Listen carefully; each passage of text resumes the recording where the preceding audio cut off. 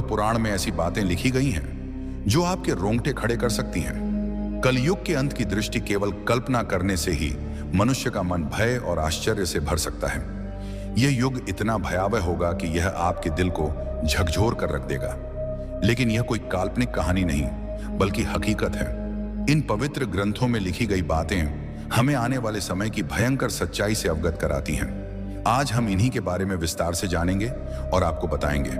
हमारा निवेदन है कि इस जानकारी को अंत तक पढ़ें और हमारे साथ बने रहें। कलयुग के अंत की कहानी को जानने से पहले आइए कुछ उन पहलुओं को समझते हैं जो सृष्टि के इस चक्र को समझने में महत्वपूर्ण हैं। सबसे पहले हम उस कहानी को जानेंगे जो इन ग्रंथों में वर्णित है। इसके बाद हम आपको वे सभी मनोरंजक और भयावह दृश्य बताएंगे जो कलयुग के अंत में घटित होंगे। तो हमारे साथ बने रहें, क्योंकि यह यात्रा न केवल ज्ञानवर्धक होगी बल्कि आपको गहराई से सोचने पर भी मजबूर करेगी। हिंदू शास्त्रों में कलयुग की आयु 4,32,000 वर्ष मानी गई है। यह विवरण भागवत पुराण, विष्णु पुराण, लिंग पुराण,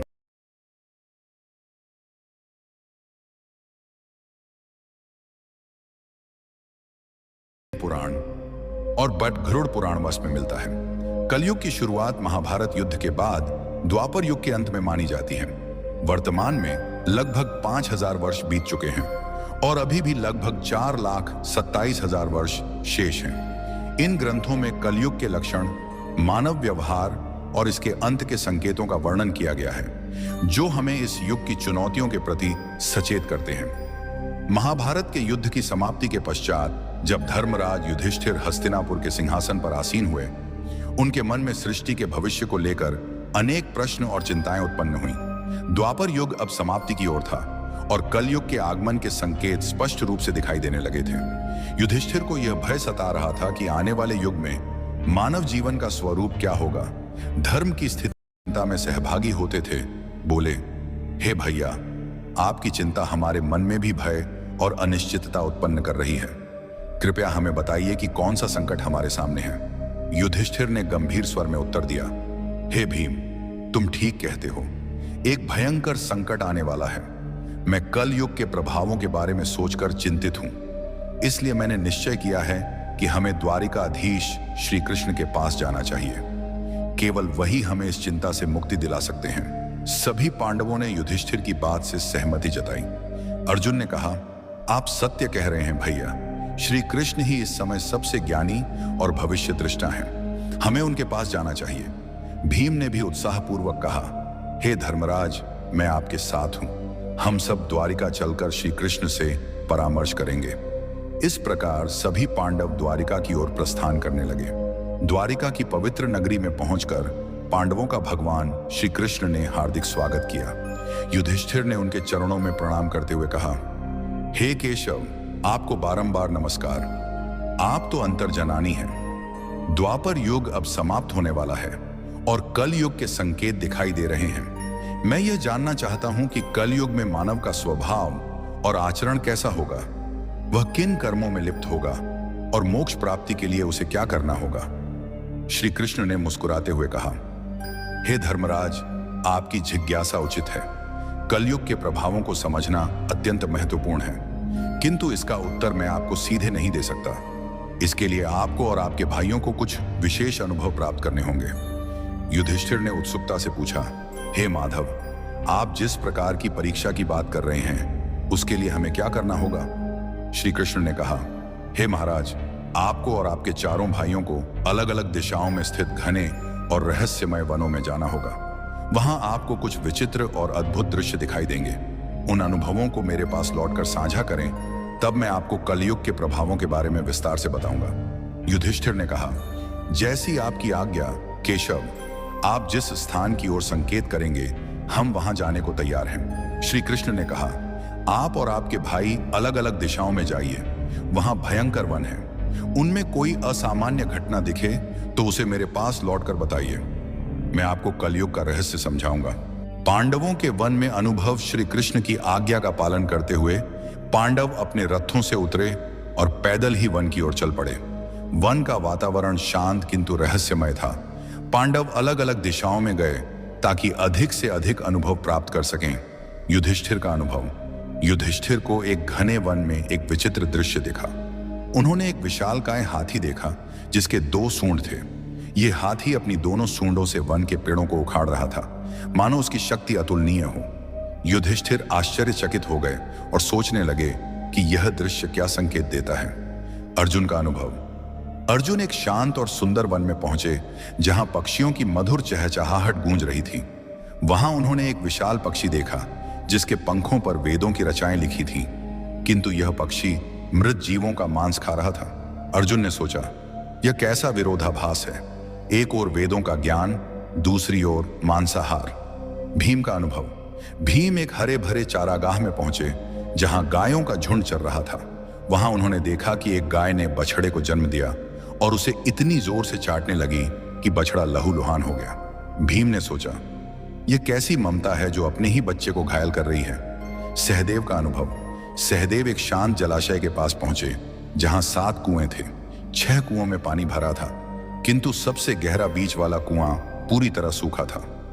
सहदेव ने इस दृश्य को देखकर सोचा कि यह क्या संकेत देता है। नकुल का अनुभव। नकुल एक पर्वतीय क्षेत्र में पहुंचे जहां ऊंचे ऊंचे पर्वतों पर हरे भरे वृक्ष थे। उन्होंने देखा कि एक विशाल शिला पहाड़ से लुढ़क रही थी जो अपने रास्ते में बड़े बड़े वृक्षों को उखाड़ रही थी, किंतु एक छोटे से पौधे के पास पहुंचते ही वह शिला रुक गई। नकुल इस दृश्य से स्तब्ध रह गए। श्री कृष्ण द्वारा अनुभवों का अर्थ शाम होते ही पांडव वन से लौटे और श्री कृष्ण के पास अपने अनुभव साझा करने पहुंचे। युधिष्ठिर का अनुभव। युधिष्ठिर ने कहा, हे प्रभु, मैंने 1-2 सूंडों वाला हाथी देखा। श्री कृष्ण ने मुस्कुराते हुए कहा, हे धर्मराज, यह दृश्य दर्शाता है कि कलयुग में शासक दोनों ओर से शोषण करेंगे। वे प्रजा से सेवा और भक्ति मांगेंगे, किंतु अपने स्वार्थ के लिए उनका दोहन करेंगे। दिखावे में वे धर्मी होंगे, किंतु अंदर से स्वार्थी। अर्जुन का अनुभव। अर्जुन ने बताया, प्रभु, मैंने एक पक्षी देखा जिसके पंखों पर वेदों की रचाएं थीं, किंतु वह मांस खा रहा था। श्री कृष्ण ने कहा, हे अर्जुन, कलयुग में विद्वान और पंडित कहलाने वाले लोग ज्ञान तो रखेंगे, किंतु उनका हृदय पवित्र नहीं होगा। वे धर्म और वेदों का उपयोग केवल धन कमाने के लिए करेंगे। भीम का अनुभव। भीम ने कहा, प्रभु, मैंने एक गाय को अपने बछड़े को इतना चाटते देखा कि वह घायल हो गया। श्री कृष्ण ने उत्तर दिया, हे भीम, कलयुग में माता पिता का अत्यधिक स्नेह बच्चों को आत्मनिर्भर बनने से रोकेगा। उनकी ममता बच्चों के लिए बाधा बन जाएगी। सहदेव का अनुभव। सहदेव ने बताया, प्रभु, मैंने 7 कुओं में से बीच का सबसे गहरा कुआं सूखा देखा। श्री कृष्ण ने कहा, हे सहदेव, कलयुग में लोग दिखावे में धनवान होंगे, किंतु अपने पड़ोसियों की भूख प्यास की परवाह नहीं करेंगे। स्वार्थ इस युग की पहचान होगा। नकुल का अनुभव। नकुल ने कहा, प्रभु, एक विशाल शिला बड़े बड़े वृक्षों को उखाड़ रही थी, किंतु एक छोटा पौधा उसे रोक देता है। श्री कृष्ण ने कहा, हे नकुल, कलयुग में धन और सत्ता मनुष्य के पतन को नहीं रोक पाएंगे, किंतु भगवान का नाम और सच्ची भक्ति जो एक छोटे पौधे के समान है, उसे बचा सकती है।